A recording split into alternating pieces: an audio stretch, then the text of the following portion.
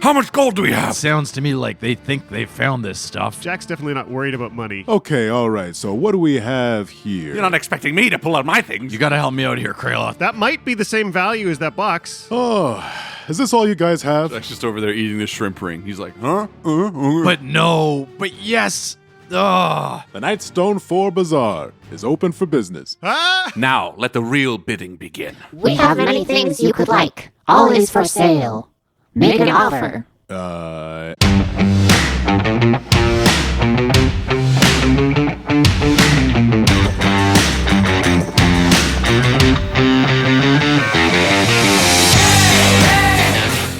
Welcome back to Dice Shame. This is episode 123, Drive a Hard Bargain. MVP this week is Zeros, one of our new patrons and someone who's made themselves at home on our Discord. Thank you so much for joining us, Zeros. You're amongst friends. The Anansi Chronicles is a podcast about stories from a forgotten people. While season 1 and 2 are a little different, the show focuses on history and Afrocentric fantasy rooted in the Black experience. This latest season tells stories from the ancient kingdom of Mali to the first Black Republic of Haiti. So gather around the fire on the first Monday of every month for the Anansi Chronicles. You can check them out at anansipod.com. That's ANANSIPOD.com. Yeah, check them out. All right, shall we play some D&D? Yeah, let's do it.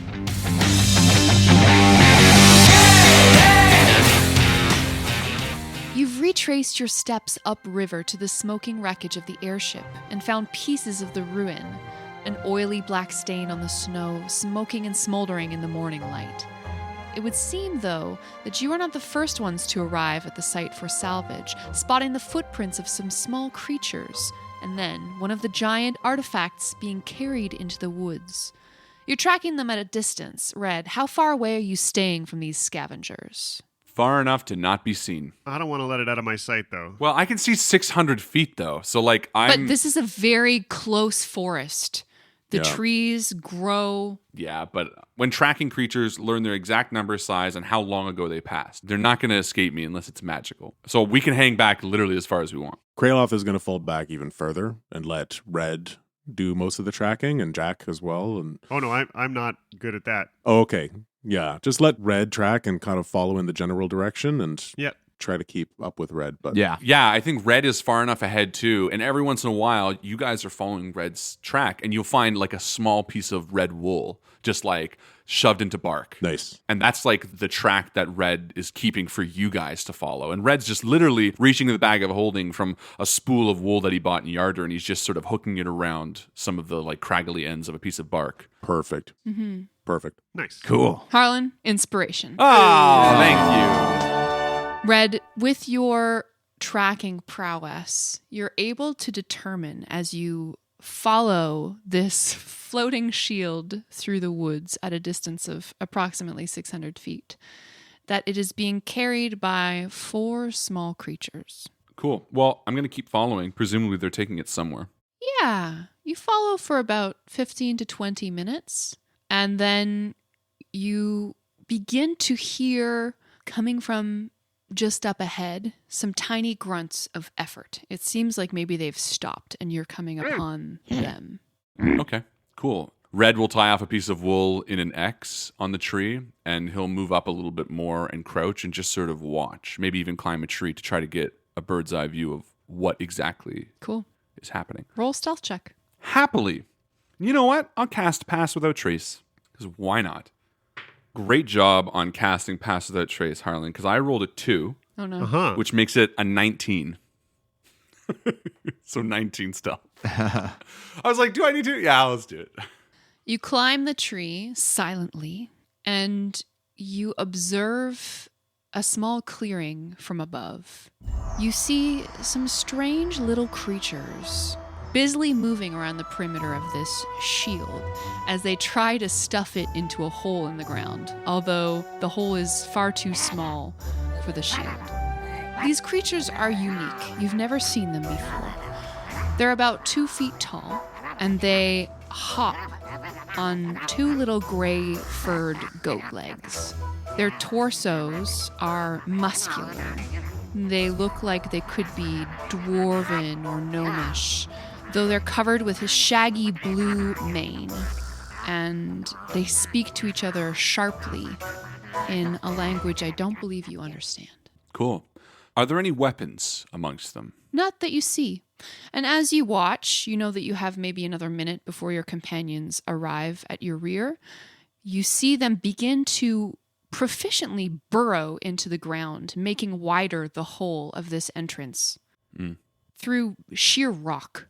Wow. I think Red moves back down and waits for his companions. And as they arrive, he sort of crouches and says, 2 feet tall, they seem to hop on goat legs, muscly, gnomish blue manes. I don't recognize them, but I don't think they mean to do us harm. I think maybe we can just ask and negotiate for these back. Find out what their intentions with the shield are. I say we try the social approach. Gnomes. Do we speak a language with them? I don't know. I didn't recognize it. They're digging a hole bigger. I think we should move fast before they get underground. Okay. Okay, come on. We'll all go together. All right. Yep. And Red stands up and, no longer worrying about being sneaky, removes pass without trace and sort of on the edge of the clearing calls out, "Hello!" Where are you going with those large relics? And we just walk into the clearing to where they are. Cool. These 4 little creatures stop what they're doing and hop to face you. Hello. One of them hops forward and starts to dance at you. It dances a fierce little jig, Right? kicking up snow and ash, and its substantial mane whirling around behind it. And with its little dance, it gives a tiny speech in Dwarvish. Ooh. Who understands Dwarvish? Of course I do. Kraloth does. All right. Kraloth and Doran. Cool. The creature says, Hello, tall folk. You are early for the bazaar. Please return to trade with us tomorrow. Oh, What did they say? and they're like dancing, kind of like how bees dance to communicate. Cool. It's like punctuates their little sentence with like a little. I imagine Kieran running forward and hop and like running a circle around this thing as it's dancing. And they stab trying it to death. dance with it. Doran turns, looking knowingly at Kraloth, and says to the other two, Red and Jack, he says, it sounds to me like they think they found this stuff, and it's theirs, and they're going to take it to their bazaar for trading. So And Red sort of gestures for Kraloth and Doran to sort it out. Like, we got you back. Figure out what they want for him. well, What kind of currency do you accept at this bazaar? We accept gold. little dance. We accept silver. More dancing. Gems of all kinds. Well, hey, listen. You can do all the work and effort of taking it back to your bazaar and putting it up for sale and hoping somebody will buy it. Or we can do a trade right here, right now. We've got some gold. And he looks at Kraloth and kind of gives a nod. Yeah. And we'd be happy to do a trade right here, right now. All 4 of these creatures now start to dance in unison. And they say, We have many things you could like. This sled, nice iron window, steel furnace, all is for sale. Make an offer. Are there other items around, or are they? there are a bunch of drag marks leading down into this burrow and a lot of footprints. It would seem that many things have been dragged from this crash site into this hole in the ground. Okay. What do they want, guys? What are you talking about? Well, they don't realize that we want these specific relics. They think it's a sled, though. So Yeah. Did you tell them that it's ours? That they took it unwillingly? Well, they're scavengers and they're looking to sell this stuff. And I'm kind of wondering now whether we tell them that what we want and why we want it, or if we just pay for it. What do you guys think? Well, maybe devalue them. Like, if you can convince them that what they have is really worthless, that might be a good play. What are they? Well, they're gnomes, Did you Darn. Did you want to roll a nature check, Jack? I'd love to. aren't they? Gnomes don't have goat feet, typically. You never seen a gnome fucking break moves like this. Gnomes can't dance, canonically. Oh, 29. Jack, you've heard of these creatures before. You've never met them because they are quite rare. These are called the Chorid. Ah. They belong to insular subterranean communities, something like a mix between a rock gnome and a satyr. They're accomplished tunnelers. They're known to be innately magical. Dorian, I don't think they're gnomes. I think they're Chorids. You must have heard of them. They're from underground. Oh, these are, I've learned about them, and They're a little underground. I don't know if you've heard of them. but a little underground. Good one. I've only heard of them. I've never seen them. Very interesting. A couple of them have gone down into the burrow now, and more are coming out, and they're starting to display other wares from the ship that clearly have been scavenged from the wreckage. And My maybe- rocks! Guys, how much gold do we have? 2,000? Okay, I will give you 2,000 for those rocks.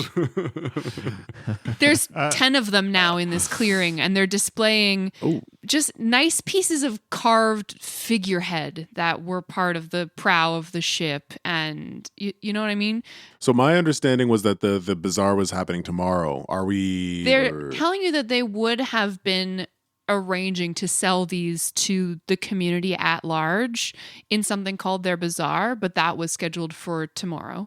And that if you guys are interested in buying stuff now, they'll bring it all out for you. Seems like they're willing great. to, yeah. Private sale. Jack waves his hand, and the images of the giant relics we're looking for appear. Wait, no, stop.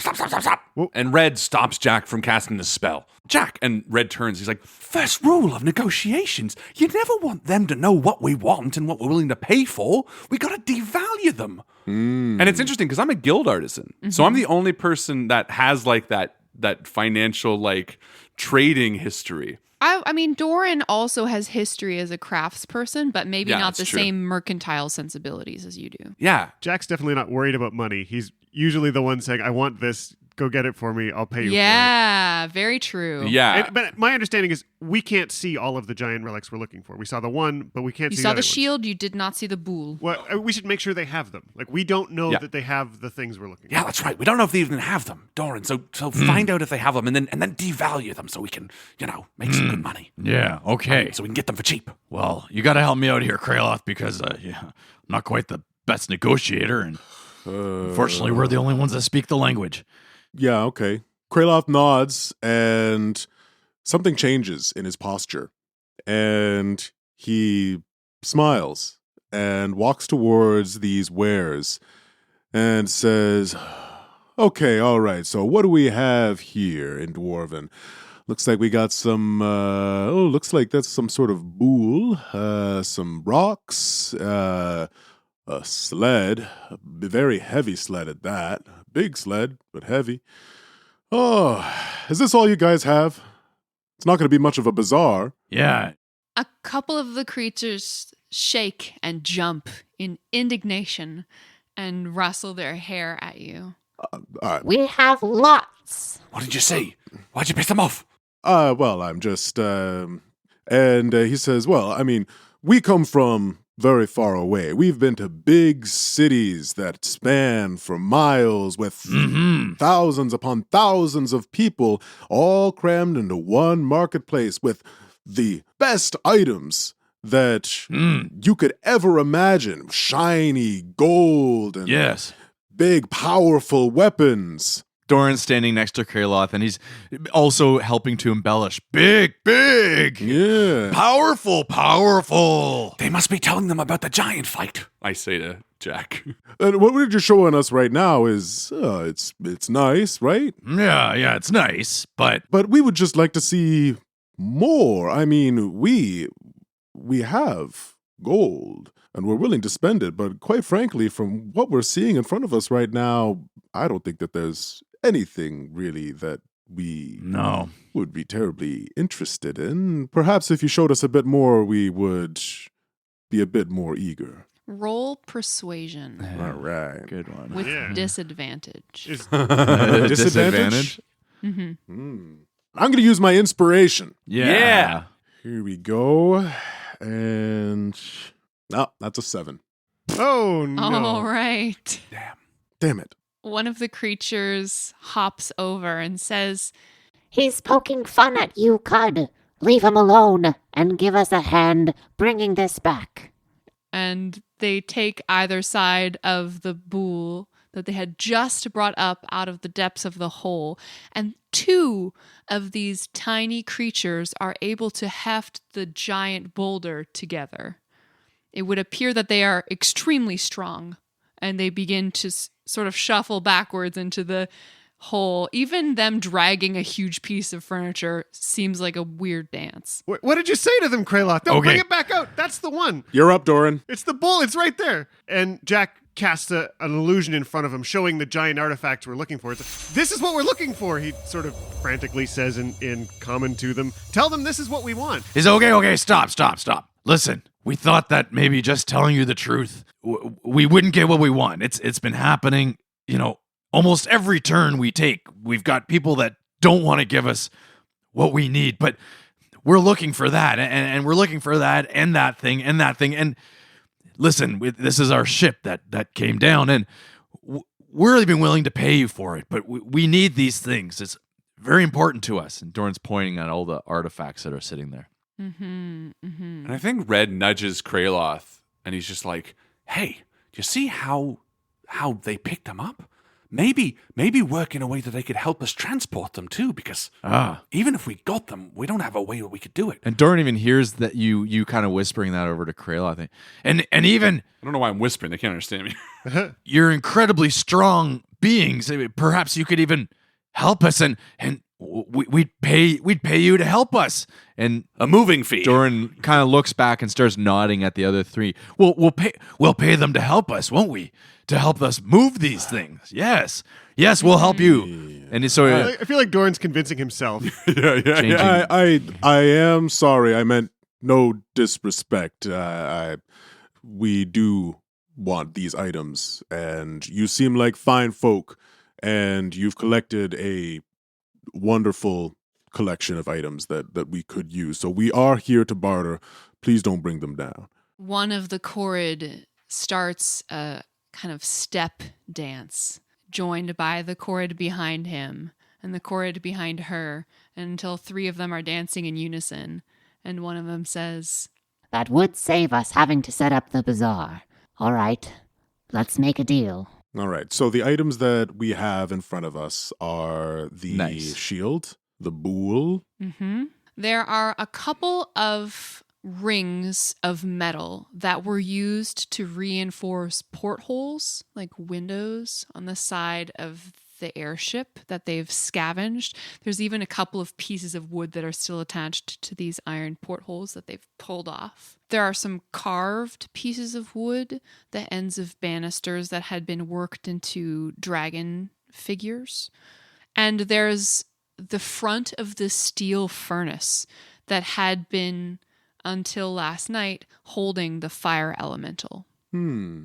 And Kraloth just subtly is going to go back and talk with Red, but just say, just covering myself up for a minute here while I cast, and he's going to cast Detect Magic on himself, kind of discreetly, and then walk back over to these items. Yes, there's a residue of magic on the furnace. Yeah, I thought there might be. Well, if you don't mind, let us take a moment to inspect these wares. They are fine wares. Jack, why don't you come take a look at this here furnace? This is what was, you recognize this, right? Yeah, this is what contained the elemental. Yeah, that's right. Detecting some magical residue, maybe some arcana knowledge would be helpful here. And I'll take a look at this pot.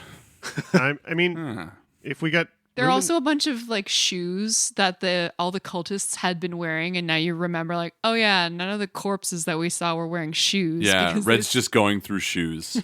If we've got room in the bag of holding, maybe there's something we could do with this enchanted metal later. It certainly might take a spell easier if we there might be something we could do with that. I've been thinking about it. So just to recap, we've got 2 artifacts, and then the other thing of value that I'm seeing is the grate. The third giant artifact is the broken mask, In the which bag. is in the bag of holding. Oh, so what do you suppose that this sled is worth? You ask one of these creatures, one of the Chorrid. Yeah. For this sled, 1,000 gold. Oh. 1,000. No. Shimmy, shimmy, shimmy, shimmy. Can we negotiate here? I'd be willing to trade him the decanter of endless water for all the stuff. I mean, yeah, they nod and wait for your counter offer. What are they saying? How much gold coins do we have? What? Oh, we only have about 1,800. What if we propose this? We've been traveling, as I mentioned before, for a long time. Would you give us a few moments to gather a little bit of a bazaar of our own? When was the last time you got to attend a bazaar of items brought from very far away? Ooh, that's genius. Yes, Kraloth, inspiration. Hey! The creatures begin to cavort and dance wildly in the clearing, and they start scooting their treasures over to make way for your counter-offer treasures, your own tiny bazaar. And then all three of you look at Red, who's like, what? Yeah. And he's like clutching the bag. He's like, what? What? What do you mean, bizarre? What do you guys have to offer? You're not expecting me to pull out my things. Smash cut to...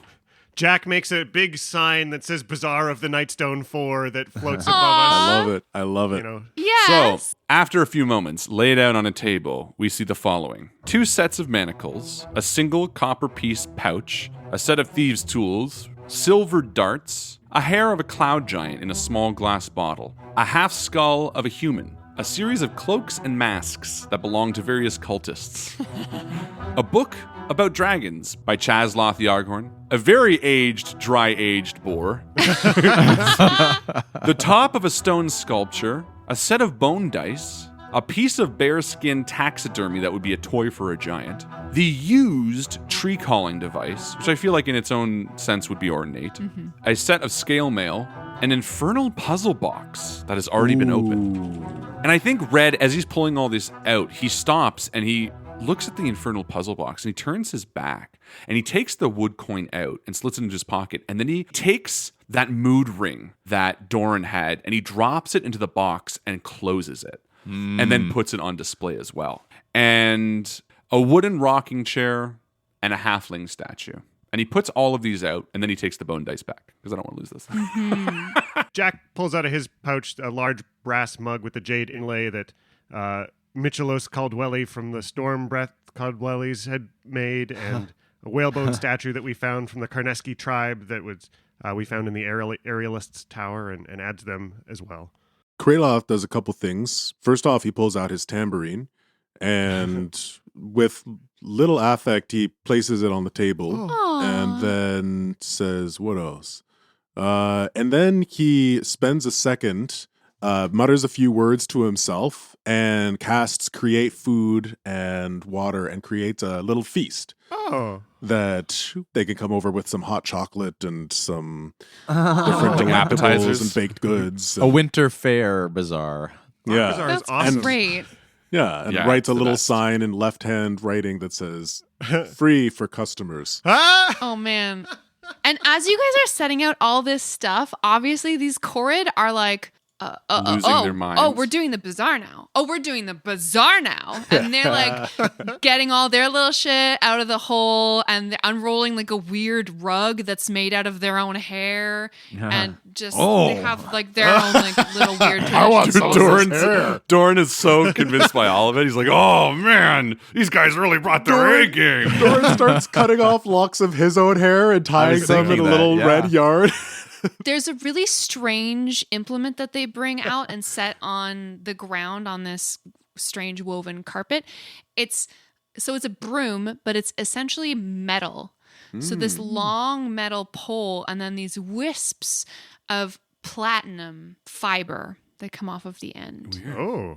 Yeah, it's like a weird chimney sweep Must be a metal situation. detector. Is or it something. magical? Or a magic detector? No, So- not Oh, magical. This is a deep chimney cleaner for a mountain fireplace. For a deep Yeah, chimney yeah. sweep.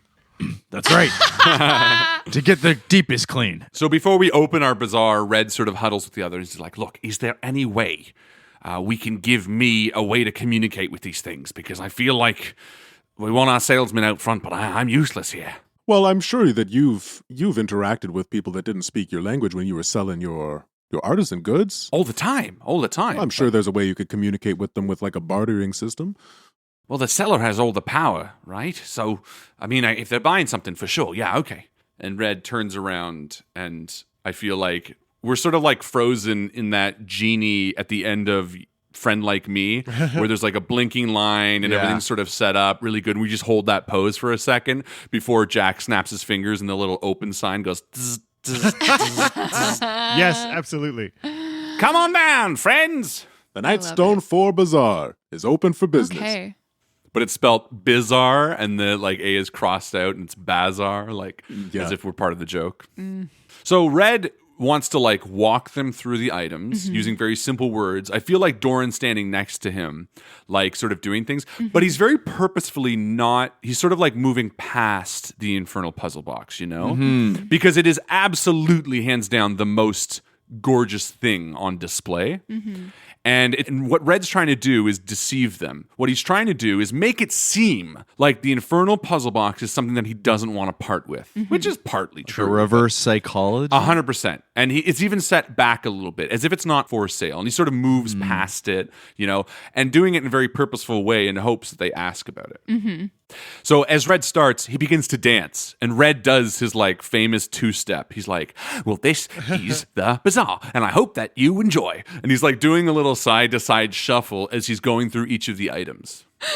So you're taking like a little crew of these chorus around, and Red, as you begin to dance, you attract the attention of the other sellers in the bazaar area until the next time you turn around, they are all gathered around you, wrapped with attention as you dance and you show off each of these items. Yeah. And punctuating Red's dancing, Doran, I imagine, is giving a 1 or 2 word explanation of what each individual item is. And you see little hands start to shoot up. And Red sort of stops dancing, points to them, and then dances and says, what can we help you with? And then he nudges Doran and says, dance as you translate. It seems like they're almost placing their bids on something. Like they're starting an internal auction process. And they're discussing prices amongst each other to decide who wants each item specifically and what's the price they're willing to pay for it. And they are beginning to ratchet up the prices just amongst each other. Someone saying 20 gold, 30 gold, 40 gold, 50 gold. As we're moving through it, Red sort of, again, I want to move past the infernal puzzle box. In fact, what Red does is he moves past it, sort of dancing, and then he looks down at it with a shocked face. And he goes, oh, and he takes it back and tucks it under, as if it was an accident. One of the chords leaps at you and clings from your arm, the arm that's holding this puzzle box, and tries to bring it back down to earth to put this puzzle box on the ground. And Red sort of like, holds his hands up, and dancing says, so sorry, my friends, this is something far, far too valuable. Red says as he dances. I don't know why I'm dancing in real life. It helps. I'm dancing too. I know, but it's worse for audio. I know. It's fun for playing. Real cadence. Hey. Anyway, so yeah, and as this little guy is fighting to put it back, Red puts it back on the table with like hands up, sort of like, oh, fair enough. You got it from me. You got the most valuable piece that we have. Roll deception with advantage. Happily. 17. A couple of these creatures start putting up their hands. They're interested in the puzzle box. They're throwing out figures 250, 300, 350. And Red, like hearing this from Doran, sort of laughs a little bit. Yeah. 250. And he holds it out, almost like very presenting it for a moment, and holds a hand up to silence them. And then he holds it for a second, waiting for them to calm, and then he shakes it, and you hear the rattle. You hear the rattle of something in there. And that's like the double sell. That's like the, oh, guys, you don't know what you're in for. And then he just does one rattle and really sells it. They all emit simultaneously the sound of boiling water in surprise. And Red places it back down and says, now let the real bidding begin. Doran turns to the other three and he says, I don't think we're going to have a problem selling them any of this stuff. But, I'd rather not break our own bank trying to buy our own stuff back. I guess it'll all balance out in the wash. Maybe at this point, Doran opens his eyes wide at the box as Red is holding the box, and he says, "No, no!" And he puts his arms up, and he says, "No!" Yes. Yeah, we do a little like a little play, and Red turns back, and he's like, "No, we have to. And then we're like fighting over the box a little bit, like with every thrust of it going out towards the crowd. They're like, "Oh, as it's like going forward and back and forward and back." And Red eventually like shakes his head. We're like acting it out, and Red like turns away, and he's like, "No, Doran, we must." And he places it back down as they're like salivating. No, no, Doran's saying no. And then he looks at Jack, and he kind of gives a wink. Jack sips hot chocolate. Maybe speaking meta, what I'm looking for is like either Jack or Kraloth to like go and point at the things we need. You know? Oh, I see. Jack takes a sip of the hot chocolate from the table of delights, and So cute. Yeah. Jack's just over there eating the shrimp ring. He's like, "Huh?" You listen. If there's a shrimp ring, you gotta go for it. He finds a napkin, cleans himself up, and at Doran's kind of nod and a wink, he walks over and sort of points at the three things: the furnace and the bowl and the shield, and sort of says, "What about a trade for these? That might be the same value as that box. Maybe. I mean, we'd be losing money, but." And then Doran kind of does this.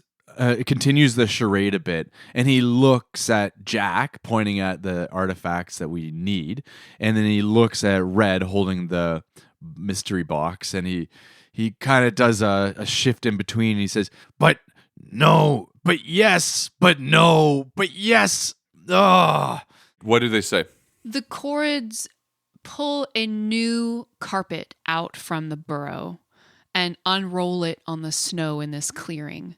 And they place on one side of the carpet the bowl, the shield, which they're calling the sled, and this door of the furnace. And they gesture at you to put the puzzle box. And then they also gesture for the silvered darts in the box, the wooden rocking chair, and they gesture at the brass mug with jade inlay. And those 4 items sitting on the carpet against their 3 offered items. Okay. They stand back in a semicircle and as one look up expectantly at the 4 of you. Red picks up the box with a sigh and walks over and puts it down. Doran kind of goes up and he says, "No, no, no." Takes the box off. Kraloth walks over, and in Dwarven, he puts a hand on Doran's shoulder and says, in Dwarven, "The reason that my friend doesn't want to part with this item is that it holds magical powers. Yeah. And it's something that we haven't quite figured out yet, but there's something very magical and powerful about this box, and we have no idea how it was constructed, and my friend here is very interested in how things are constructed. All of these items work for us, but on top of this, because of the rarity and the value of this magical quality, we would ask that you help us transport these goods to our vessel." And I think just to finalize that off, Doran releases the box into Kraloth's hands and then turns around and throws his arms up in the air and gives a huff while giving a smile and a wink to whoever's standing behind me, I guess Jack. One of the creatures holds it in both of their furry little hands and looks it over on all 6 sides and says, Infernal iron. And horn. Yes, this is valuable. We will make the trade. Well, it looks like we have ourselves a deal. And Kraloth holds out a hand to shake. The creature's hair begins to rise up of its own accord, twists itself up into this strange shape, and wraps your whole forearm in a series of intricate knots. This is the most interesting trade I've ever done. And then the pact complete, they erupt into a massive jigging dance all around you in the clearing. And the water boils over. With the assistance of this small tribe of creatures, the Chord, they help you carry the heaviest items, the bowl, the furnace, and this giant shield. And once again, you're astounded by their strength. Despite the fact that they are these small creatures, they seem to possess more strength than any two of you combined. They hustle your treasures down to the riverbank to where the site of this crash is. And as you pass by the scene of destruction, you see more of these creatures bustling around in the wreckage, scavenging for whatever they can. And as Red, you unfold the boat, they load up your treasures and they set you off on your way south down the river.